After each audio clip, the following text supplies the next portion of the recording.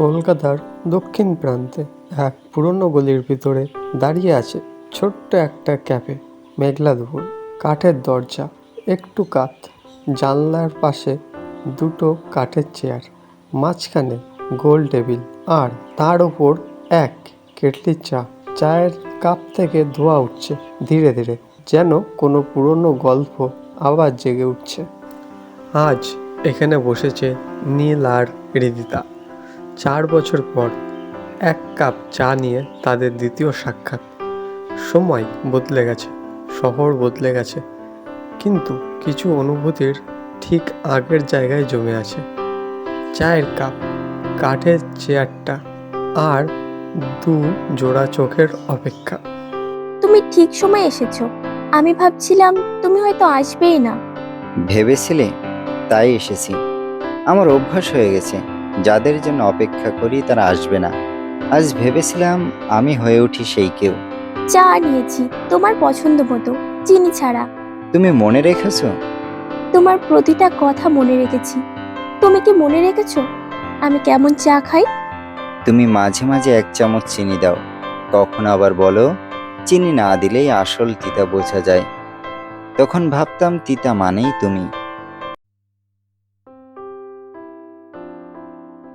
4 বছর আগেও এই টেবিলেই বসেছিল ওরা। তখনও এমন বৃষ্টি হচ্ছিল, রাস্তায় হালকা জল জমেছিল, কিন্তু সেদিন হৃদিটা হঠাৎ বলে ওঠে, আমাকে যেতে হবে। কারণ জানায়নি। নিলয় তখনও বুঝেছিল কিছু একটা গভীর ব্যথা লুকোনো আছে সে কথায়, কিন্তু প্রশ্ন করেনি, কারণ ভালোবাসার কিছু প্রশ্ন হয় না। আমি জানি সেদিন তোমার চোখে প্রশ্ন ছিল, কিন্তু তুমি চুপ ছিলে কেন? তোমার চলে যাওয়ার কারণ শুনে যদি তোমাকে আর ভালোবাসতে না পারতাম, এই ভয়েই প্রশ্ন করিনি। আমার মা হঠাৎ অসুস্থ হয়ে পড়ে। ডাক্তার বলেছিল সময় বেশি নেই। আমি একা ছিলাম, চারপাশে দায়িত্ব, একদিকে কেরিয়ার আর একদিকে তুমি। আমি ভেবেছিলাম তোমাকে এই বোঝা দিতে পারি না। তুমি বোঝনি, আমি কখনো তোমাকে বোঝা ভাবিনি। আমি ভাবতাম তুমি আমার সবচেয়ে বড় আশ্রয়। আমি অপেক্ষা করতাম প্রতিদিন, কিন্তু অপেক্ষা দীর্ঘ হলে মানুষ চুপ হয়ে যায়। নিলয় সেই দিন থেকে আর কবিতা লেখে না। সে বিশ্বাস করে যে শব্দ হারায় তাকে আর খোঁজে না। আর হৃদিতা প্রতিদিন নিজের ডায়েরির পাতায় লিখে গেছে নিলয়ের অপ্রকাশিত কবিতাগুলো, এমনভাবে যেন তারা কথা বলছে দূর থেকে। তুমি কি জানো আমি এখনো তোমার পুরনো বইটার ভেতরে রাখা সেই ট্রাম টিকিটটা রেখে দিয়েছি। আমাদের প্রথম দেখা, প্রিন্সেপ ঘাট যাওয়ার দিন তুমি বলেছিলে স্মৃতি কখনো ফেলে দেওয়া যায় না। তুমি সেই দিনটা মনে রাখো, আর আমি সেই দুপুরের গন্ধটা, তোমার চুলে লেগে থাকা মেঘের গন্ধ আজও ভুলিনি। তুমি কি কাউকে পছন্দ করেছো এরপর? পছন্দ? হয়তো। ভালোবাসা? না। আমার ভেতর শুধু তুমি ছিলে, আর তুমি কাউকে জায়গা দাও না হৃদিতা। আকাশ ধীরে ধীরে আরও ঘন মেঘে ঢেকে যায়।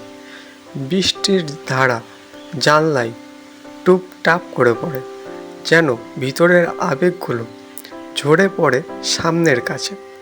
কোনো কথা না বলেও চারপাশে শুধুই শব্দ, চায়ের ধোয়া, নিঃশ্বাসের ভার, আর ভাঙা ভাঙা স্মৃতির গুঞ্জন। তুমি কি সত্যি আমাকে ক্ষমা করেছো? তোমাকে আজও ভালোবাসি বলেই তোমার ভুলগুলো নিজের মধ্যে রেখে দিয়েছি। তবু মনে হয় কিছু ফেলে আসা ক্ষত থাকতেই হয়, যাতে আমরা মানুষ হয়ে উঠি। তাহলে আমরা কি আবার শুরু করতে পারি?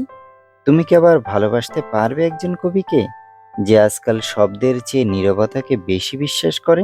যে মানুষ আমার জন্য কবিতা লিখতে থেমে গেছে, তাকে ভালোবাসা ছাড়া আর কি দিতে পারি?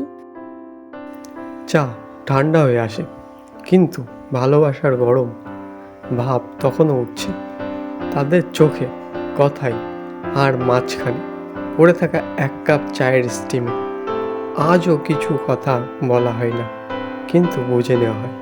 ভালোবাসার বোধহয় এইভাবেই ফিরে আসে, একটা চুমুক, একটা চোখের দৃষ্টি, একটা নীরব প্রশ্নের উত্তরে।